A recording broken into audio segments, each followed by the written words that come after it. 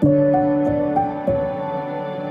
evening, friends. Welcome to my channel, Dr. Bimal Chaya, MD, NEET PG Tips, NEET PG Q&A, NEET PG Careers. दोस्तों यानी ये है कि एक मेरा सोच आ रही थी, मुझे समझ में आ रहा था कि भाई जो है मेरा जो ये प्रोग्राम है जो NEET PG Careers, NEET PG Counseling 2025. That has been the main theme of our videos, most of the videos, which is projecting careers, Q&A sessions and suggestions and some live chats. Now, just the other day I was thinking that tomorrow is the last day of 2025. And the irony is that 2025 is going to end tomorrow. 2025 कल खत्म हो रहा है और अभी भी 2025 NEET का counselling चल रहा है। 2 राउंड खत्म हो चुके हैं, तीसरा राउंड आ रहा है और कभी भी मॉप अप राउंड आएगा। स्टेट के भी 1-2 राउंड बाकी है। तो ये क्या है? यानी सोचिए, जो बच्चे लोग हैं 6 महीने पहले ये लोग एग्जाम देते हैं, इनका रिजल्ट आ जाता है, 4 या 5 महीने से यही इनकी फाइल चल रहा है।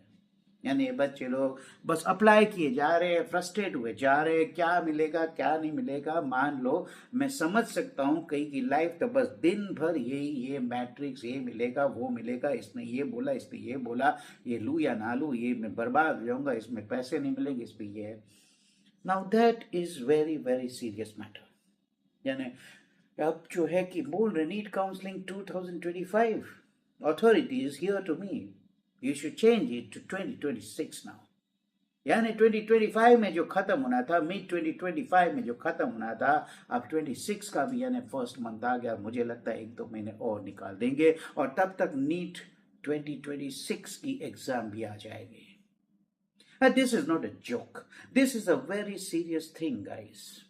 दोस्तों, लोगों जो भी देख रहे हैं, इसे काफी सीरियस मैटर की तरह लेना चाहिए। यानी education is not a joke. In particular medical education is not a joke. Medical education को जोक मत बनाइए। एक डॉक्टर है, यानी वो 5.5 साल अपने खपा देता है, अपने टीनेज प्राइम लाइफ की जब जवानी होती है वो पढ़ने में खपा देता है। जब वो 5.5 साल के बाद तो अभी MBBS होता है, फिर वो नीट में कई लोग ने एक कही है, some lucky and some good aspirants who are intelligent and good IQ, they have cleared in first round on the first trial. But then there are those second, third trial में भी 3 trial, 4 trial देने वाले भी हमारे बंदे यहाँ पर channel पे आ चुके हैं। यानी उनके लिए आप जो है कि 6 महीना 7 महीना हो गया, अभी तक आपका काउंसलिंग ही खत्म नहीं हुआ है। यानी हर एक काउंसलिंग, हर एक राउंड में प्रोलॉन्ग करते जाते हो, सीट ऐड होती है, सीट डिलेट होती है। ये क्या है? ये कोई मजाक नहीं है। And you are not playing only with the life of this or the career of these young doctors, aspirant doctors, जो एक ड्रीम लेके चलते हैं, बचपन से ड्रीम होती है। दोस्तों, कोई ऐसे ही डॉक्टर नहीं बनता। यानी डॉक्टर बनने के लिए ऐसा मोटिवेशन चाहिए, बचपन से मोटिवेशन चाहिए कि मैं डॉक्टर बनना हूँ पूरी लाइफ। यानी जिस तरह का डेडिकेशन, जिस तरह का स्टडीज डॉक्टर करता है, मैं दावे से कहता हूँ इस यूनिवर्सिटी जो होती है, जहाँ पर इंजीनियरिंग कोर्स हो गए, मैनेजमेंट कोर्सेज हो गए, डॉक्टरी का कोर्स हो गया, या जो भी आर्ट्स के कोर्स हो गए, फाइन आर्ट्स के कोर्स हो गए, डॉक्टर जितना कोई स्टडी ही नहीं करता। आप मेरी मानिए, डॉक्टर जैसा स्केड्यूल, डॉक्टर MBBS और MD MS का जो स्केड्यूल्स होता है, जो हार्डशिप्स होती है ना, इनको यानी है हजारों पन्नों की किताब पढ़नी पड़ती है। मेरे पीछे जो देख रहे हो सब मेरे बेटे की यानी फर्स्ट सेकेंड MBBS की किताबें हैं दोस्तों। यानी ये 2-2 पार्ट, 3-3 पार्ट एक सब्जेक्ट के होते हैं, नहीं मोटी मोटी किताबें। लेकिन होता है कि भाई इन लोगों को तो यानी फिर पेशेंट्स है, क्लिनिक्स है, एग्जाम्स है, हर 15 दिन कुछ ना कुछ एग्जाम आते ही रहते हैं। यानी they are never left to take breath और रिलैक्स। और इनके वेकेशन भी होते हैं तो 4 दिन 5 दिन, हफ्ता, दिवाली का 1 हफ्ता और लगाते ही हैं। जैसे ही दिवाली वेकेशन खत्म हुआ उसके बाद इनकी फाइनल एग्जाम्स आती है मोस्टली, तो वो वेकेशन में भी कहीं घूमने का प्लान नहीं कर पाते। तो that kind of hardship work, और उन लोगों को जब ये 1 साल पूरा उनका वापस आप बिगाड़ देते हो। एक तो 12th के बाद जब नीट UG होता है, उसके भी काउंसलिंग में स्टे पे स्टे, यानी घपला होते ही रहता है और काउंसलिंग आगे बढ़ता है, उसमें 6-7 महीने निकल जाते हैं। फिर उसमें भी यानी है पूरी एमबीबीएस उनकी निकल गई, और बीच बीच में इन लोग फिर डेट यानी एडजस्ट करने के लिए फिर जो उनके साल होते हैं उसमें यानी एक एक दो दो महीने काट के they try to adjust so that the final exit exam of the MBBS will fall into the schedule date. तो वो 4-5 महीने तो इनके बेकार गए ना। 4-5 महीने में एक दो क्लिनिक उनके खराब हो गए, एनाटॉमी के 2 क्लासेस यानी खराब हो गए, एनाटॉमी का एक सेशन पूरा खा गए, जैसे यानी रैपिडली खत्म कर दिया। Most important anatomy topics like head and neck हो गया या ब्रेन हो गया, कुछ हो गया, तो कई लोगों को तो डिसएडवांटेज हुआ ना। It's a clear cut disadvantage and that should be condemned.